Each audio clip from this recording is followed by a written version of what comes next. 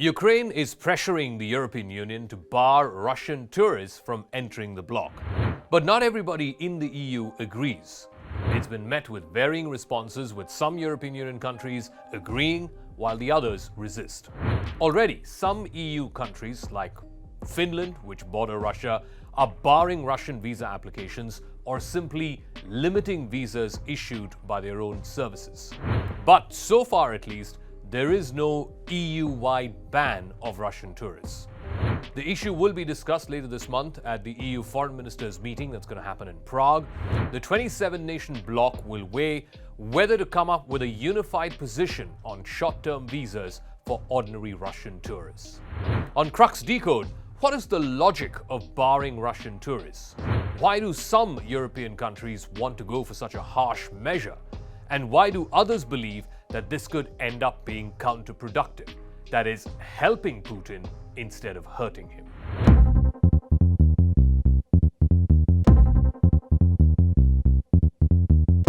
Russians overwhelmingly support the war, cheer missile strikes into Ukrainian cities and the murder of Ukrainians.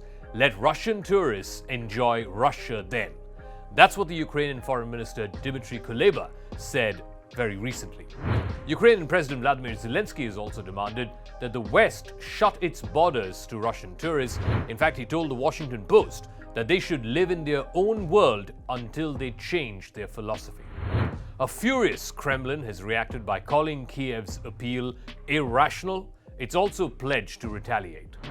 Eastern European countries like Latvia, Lithuania, and Poland stopped issuing new tourist visas to Russians as soon as the war began in February. Estonia has gone a step further, barring entry for Russians with visas issued by its services. It is also looking at stopping Russians who have visas that have been given by other European countries. Finland, which has Europe's longest border with Russia, over 1,000 miles, will, from the 1st of September, slash the number of Russian tourist visa applications down to just 10% of the usual 1,000 applications that they used to process every day. So as a result, just 100 visas will be issued to Russians every day, as opposed to over 1,000 that used to get issued before. A flat-out ban based on the applicant's nationality is going to be impossible under Finnish law. That measure will have an impact because of European Union sanctions closing European airspace to flights from Russia. Russians, in fact, had massively turned to land travel through Finland to get to other European countries. Russian leisure travelers using the Schengen visa, normally valid across 26 European countries, including Switzerland and Norway. The visas typically allow a stay of up to 90 days, and then there is a 180-day rolling period. Those 26 countries received around 3 million Schengen visa applications last year. Russians, in fact, made up the biggest group out of this 3 million. Russians accounted for 500,000 out of this 3 million, with only 3% of their applications ever being refused. Estonia wants the European Union's rules to be changed to allow it to stop Russians with Schengen visas regardless of which European country issued the visa in the first place. Germany and Portugal view a total European Union ban on tourist visas as harmful when it comes to Russians who disagree with the Kremlin and who try to flee that country.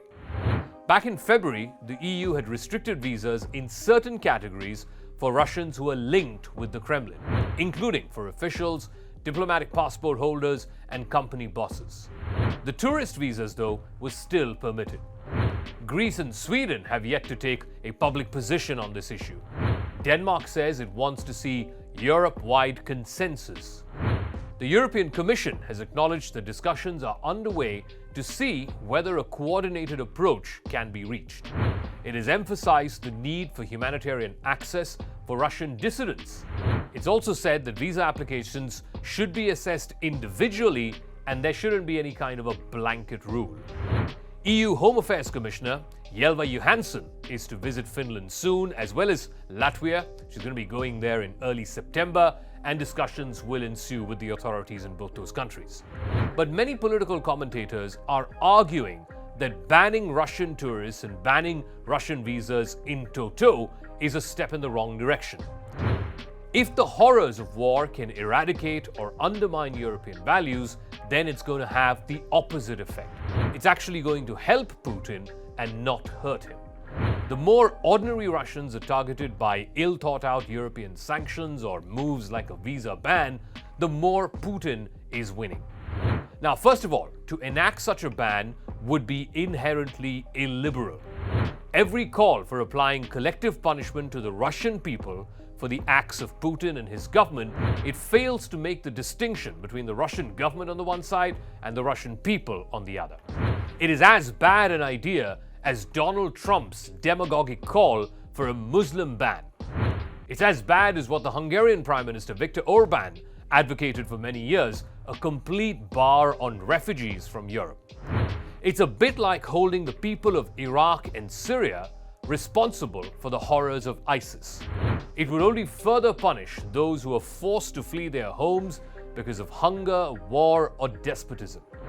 Putin's aggression should not be allowed to undermine Western liberalism, for that is precisely one of the aims of his campaign against the international order. And it is exactly this that the Ukrainians are fighting to resist. Second, such a ban would undermine the sanctions regime that's been imposed on Moscow. Far too much of the debate on this issue has been on sanctions and if they are an effective tool against strongmen leaders like Vladimir Putin. And the evidence is, it's not deterred Kim Jong-un, it's not deterred Saddam Hussein or Muammar Gaddafi, so why should sanctions deter Putin?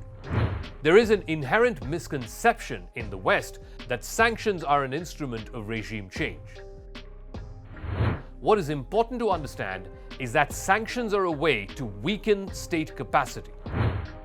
The crippling of Russia's banks, the withdrawal of Western investment, and the blocking of Russian companies to access the global dollar system, these are all ways to minimize the threat posed by Putin and his regime. Ensuring that the best and brightest in Russia can actually flee Putin's misrule, it further weakens the state.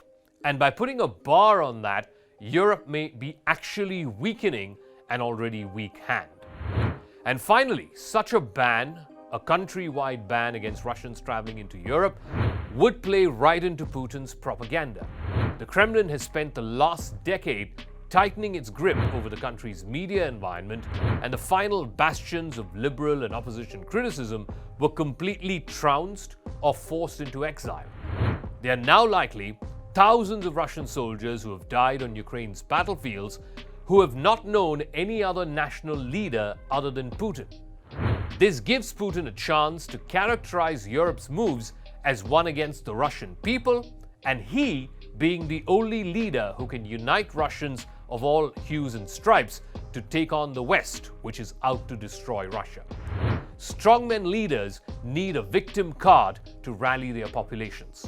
This visa ban will give Putin just that.